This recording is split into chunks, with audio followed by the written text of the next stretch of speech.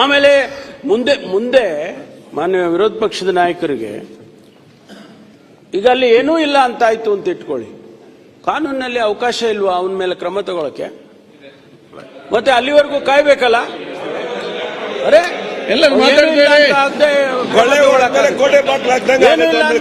ಕ್ರಮ ತಗೊಳಕ್ಕಾಗುತ್ತಾ? ನೀವು ಸದನದಲ್ಲಿ ಇಲ್ಲಿ ಹೇಳಿದ್ರಿ ಅಂತ ಹೇಳಿ ಹೋಗಿ ಅವ್ರ ಮೇಲೆ ಕ್ರಮ ತಗೊಂಡಕ್ಕಾಗತ್ತಾ? ಏನ್ ಮಾತಾಡ್ತಾರೆ? ಗೃಹ ಸಚಿವರು ಒಳ್ಳೆ ಪಾಯಿಂಟ್ ಹೇಳವ್ರೆ, ನಾನು ಮರ್ತೋಟಿದ್ದೆ, ಅದು ಬರ್ಕೊಂಡಿರ್ಲಿಲ್ಲ.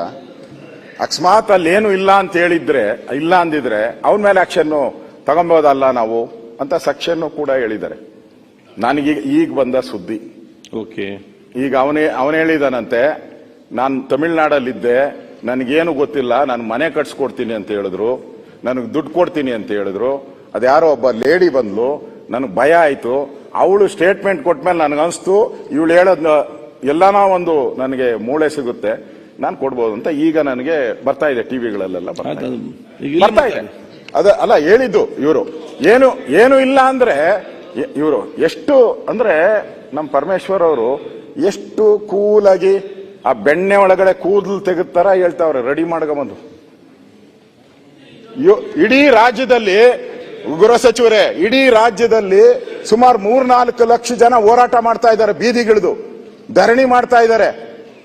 ಇದೇನು ನಿಮ್ ಕಣ್ಣಿಗೆ ಕಾಣಿಸಲ್ವಾ? ಸರ್ಕಾರ ಕಣ್ಣಿಗೆ ಏನು ಇಲ್ಲ.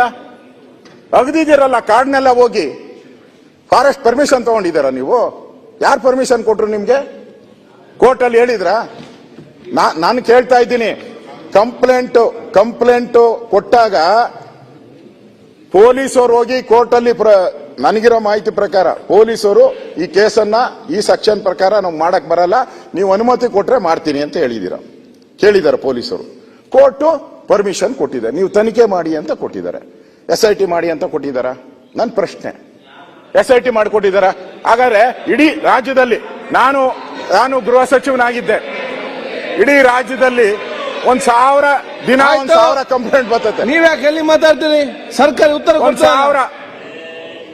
1,000 ಕಂಪ್ಲೇಂಟ್ ಬರ್ತದೆ ಡೈಲಿ. ಗೃಹ ಸಚಿವರಿಗೆ, ಮುಖ್ಯಮಂತ್ರಿಗೆ 1,000 ಕಂಪ್ಲೇಂಟ್ ಬರ್ತದೆ. ನನ್ನ ಮಗನ್ನ ಹೊಡೆದಾಕಿದ್ರು, ನನ್ನ ಮಗ ಕೊಲೆ ಮಾಡಿದ್ರು, 1,000 ಬರ್ತೈತೆ. ಹಂಗಾರೆ 1,000ಕ್ಕೂ SIT ಮಾಡಿದೀರಾ? ಇದಕ್ಕೆ ಯಾಕೆ ಮಾಡಿದ್ರಿ? ಇವತ್ತು ಧರ್ಮಸ್ಥಳದ ಮಾನ ಹರಾಜ್ ಆಯ್ತಲ್ಲ, ಕಟ್ಕೊಡ್ತೀರಾ ನೀವು? ಈ ಸರ್ಕಾರ ಕಟ್ಕೊಡ್ತೀರಾ? ಧರ್ಮಸ್ಥಳದ ಮಾನ ಹರಾಜ್ ಆಗಿದೆ, ಕಟ್ಕೊಡ್ತೀರಾ ನೀವು ಸರ್ಕಾರ? ಇದರಿಂದ ಯಾರಿದ್ದಾರೆ ನಮ್ಗೆ? ಇವನೆಲ್ಲ ಯಾರೋ ಇವನ್ ಬಿಟ್ಬಿಡಿ, ಇವನೆಲ್ಲ ಮುಖ್ಯ. ಇದರಿಂದ ಇರುವಂತ ಕುತಂತ್ರ ಯಾವುದು? ಇದರಿಂದ ಇರೋ ಗ್ಯಾಂಗ್ ಯಾವುದು? ಷಡ್ಯಂತ್ರ. ಈಗ DK ಶಿವಕುಮಾರ್ ಅವ್ರು ಹೇಳಿದ್ದಾರೆ, ನಾನು ಅವ್ರಿಗೆ ಬೆಂಬಲ ಕೊಡ್ತೀನಿ. DK ಶಿವಕುಮಾರ್ ಅವ್ರಿಗೆ ಹೇಳಿದ್ದಾರೆ, ಬೆಂಬಲ ಕೊಡ್ತೀನಿ ನಾನು. ಷಡ್ಯಂತ್ರ ಇದೆ ಅಂತ ಅವರು ಹೇಳ್ಬೇಕು, ಬಹಿರಂಗ DK ಶಿವಕುಮಾರ್ ಅವರು ಷಡ್ಯಂತ್ರನ ಬಹಿರಂಗಪಡಿಸಬೇಕು. ಇಲ್ಲ, ನಾವು ಅವರು ಈ ಷಡ್ಯಂತ್ರ ಯಾಕೆ ಹೇಳಿದ್ರು? ಈ ವಿಷಯ ಬಗ್ಗೆ ಚರ್ಚೆ ಮಾಡಿ ಅವ್ರು ಉತ್ತರ ಕೊಡ್ತಾರೆ. ಅವ್ರು ಯಾಕೆ ಹೇಳಿದ್ರು? DK ಶಿವಕುಮಾರ್ ಅವರು ಷಡ್ಯಂತ್ರ ಅಂತ ಹೇಳಿದ್ರಲ್ಲ, ಬಹಿರಂಗಪಡಿಸಿ. ಸದನದಲ್ಲಿ ಇದ್ದಾರೆ, ಬಹಿರಂಗಪಡಿಸಿ ಹೇಳಿ ಯಾರು ಷಡ್ಯಂತ್ರ ಮಾಡಿದ್ದಾರೆ. ನಾನು 100 ಶಿವಕುಮಾರ್ ಧರ್ಮಸ್ಥಳದ ಪರವಾಗಿದ್ದಾರೆ ಅಂತ, ಆ 101ನೇ ಶಿವಕುಮಾರ್ ಇವಾಗ ಹೇಳಿ ಯಾರ ಷಡ್ಯಂತ್ರ ಇದ್ದಾರೆ ಅಂತ ಧೈರ್ಯವಾಗಿ ಹೇಳಿ.